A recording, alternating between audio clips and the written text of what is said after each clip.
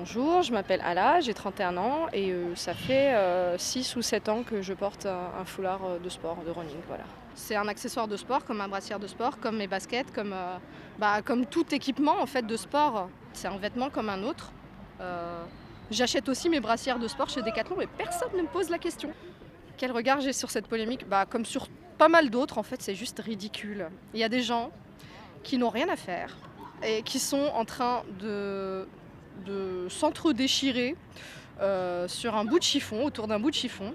Et ce qu'on peut remarquer en fait, c'est que ce ne sont absolument pas les personnes concernées. C'est-à-dire que les personnes concernées, non seulement on ne les écoute pas, on ne veut pas qu'elles parlent, et lorsqu'elles parlent, on leur dit «Oh, vous savez, en Iran, il y a des femmes qui luttent pour enlever leur foulard. Et vous voulez le mettre ici», qui est un argument totalement ridicule, parce qu'en réalité, porter un foulard ou porter quoi que ce soit, ne pas porter, croire ou ne pas croire, etc., ça fait partie des libertés individuelles et même des libertés fondamentales d'un individu.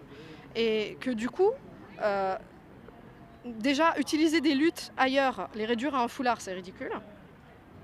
Parce qu'en fait, les femmes en Iran ou partout dans le monde, elles ne luttent pas pour ou contre un bout de tissu, mais pour ou contre, enfin surtout pour leur liberté.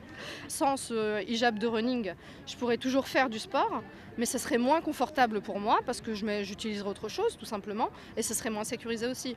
On appelle ça un hijab, mais en fait c'est une cagoule. C'est juste une cagoule faite dans un matériau spécifique qui permet, enfin c'est comme les vêtements de sport, les t-shirts de sport, etc. Donc du coup qui sont antitranspirants, qui sont plus légers.